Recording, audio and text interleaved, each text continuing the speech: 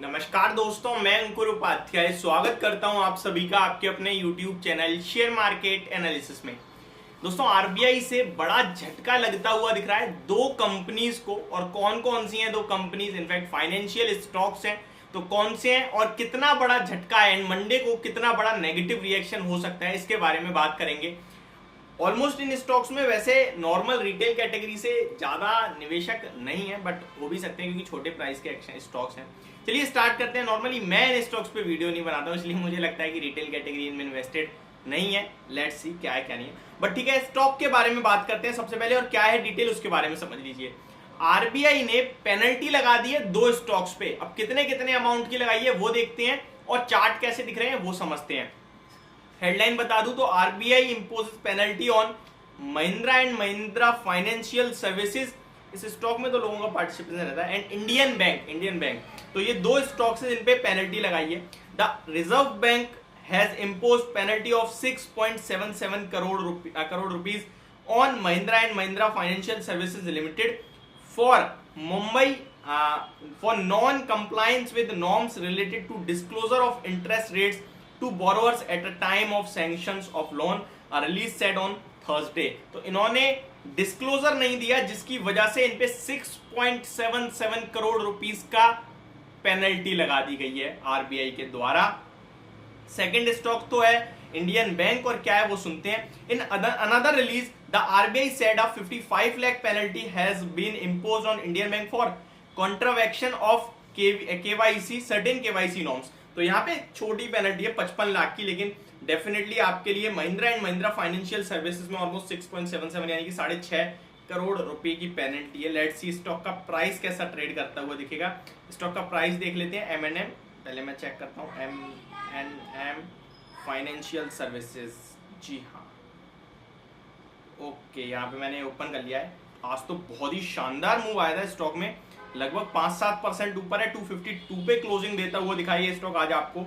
93 lakh shares trade हुए हैं, 32 lakh shares का एवरेज वॉल्यूम है।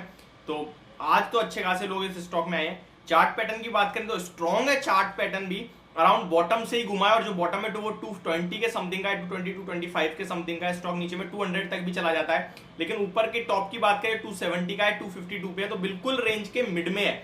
और अगर मैं एक साल का चार्ट देखूं तो कंटिन्यू हायर हाइस लगा रहा है ये स्टॉक। बहुत ही स्ट्रॉन्ग चार्ट पैटर्न हो रहा है इस स्टॉक को। नॉर्मली मैंने अभी तक पकड़ा नहीं था, आज मैंने देख रहा हूं इस स्टॉक को फर्स्ट टाइम, बट डेफिनेटली एक बहुत ही शानदार स्टॉक दिख रहा है। चार्ट पैटर्न के अकॉर्डिंग तो अच्छा दिख रहा है, बट मुझे लगता है ये पेनल्टी लगने के कारण 255 के ऊपर नहीं निकलेगा स्टॉक, एंड आपको गिरावट दिखा सकता है। अगर गिरावट होती है तो कितनी होती है इसके बारे में समझते हैं। तो मेरे हिसाब से यहाँ पे अगर कोई फ्रेश बाइंग करना चाहता है या फिर एवरेज करना चाहता है तो 220 के समथिंग ही करना है, क्योंकि वो स्टॉक का ऑलमोस्ट लोअर पार्ट है, और उसके नीचे निकलता है तो सीधे 202-205 रुपए का हो जाता है, ऐसा दिख रहा है चार्ट्स पे।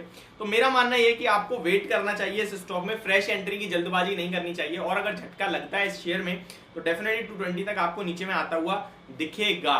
बट स्टॉक का मार्केट कैप ऑलमोस्ट 31,000 करोड़ का है, जिसके सामने 650 करोड़ की पेनल्टी बिल्कुल इंपैक्ट नहीं करेगी।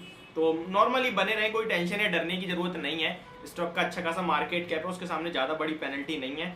चार्ट पैटर्न्स के अकॉर्डिंग स्ट्रॉन्ग है, बट फ्रेश बाइंग की राय होगी डिप्स पे अभी नहीं खरीदना चाहिए। स्टॉक आपको ऊपर में 255 तक के लेवल्स दिखा सकता है, और उसको भी क्रॉस करता है इनकेस तो फिर स्टॉक आपको टॉप रेंज जो है 270 की, वो जो 52 भी खाई है ऑलमोस्ट, वही टेस्ट करता हुआ दिख सकता है ये। तो M&M के फाइनेंस पे मुझे इतना कुछ नेगेटिव व्यू नहीं बन रहा है एक्चुअल में अभी, और इस पेनल्टी का भी उतना कोई खास बड़ा असर नहीं पड़ना चाहिए, क्योंकि 6.77 करोड़ रुपीस की है, 31,000 करोड़ का मार्केट कैप है, तो एक छोटा सा है, मुझे नहीं लगता ज्यादा कुछ इंपैक्ट करेगा। बट लेट्स सी क्या होता है, मुझे लगता नहीं है कुछ ज्यादा। तो निवेशक बने रहे, टेंशन ना लें बिल्कुल भी। सेकंड इंडियन बैंक, इसकी बात करें 35,000 करोड़ का मार्केट कैप है, 55 लाख की पेनल्टी, इस पे भी कोई फर्क नहीं पड़ना चाहिए स्टॉक पे। चार्ट देख लेते हैं कैसा है। तो चार्ट्स क्लियर कट ऐसी जगह पे खड़ा है ये स्टॉक जहां रेजिस्टेंस है, जो लेवल निकाल ही नहीं रहा है स्टॉक पिछले कुछ दिनों से, जो कि 299, 290, 288 का ही है, और नीचे में स्टॉक गिरता है तो अराउंड 260 तक आता है। तो मैं इस स्टॉक को पेनल्टी के रूप में तो नहीं, लेकिन हाँ चार्ट पैटर्न की वजह से आपसे जरूर कहूंगा आप इस स्टॉक से प्रॉफिट बुक करें अगर आपके पास है तो, और नहीं है तो फ्रेश एंट्री बिल्कुल भी मत लेना इन लेवल्स पे। तो ये मेरा व्यू बन रहा है इंडियन बैंक के स्टॉक को लेकर एंड महिंद्रा फाइनेंशियल के स्टॉक को लेकर। आरबीआई ने जहाँ पे पेनल्टी लगाई है, बट ज्यादा कुछ खास इनका इंपैक्ट नहीं होगा, क्योंकि छोटे अमाउंट की पेनल्टी है एंड स्टॉक के चार्ट पैटर्न बहुत स्ट्रॉन्ग है महिंद्रा एंड महिंद्रा फाइनेंशियल्स के। तो और इंडियन बैंक टॉप पे खड़ा है तो थोड़ी बिकवाली आ सकती है। तो ये थी मेरी वीडियो, होप आपको समझ और पसंद दोनों आई होगी। Thank you so much for watching this video, have a great day guys.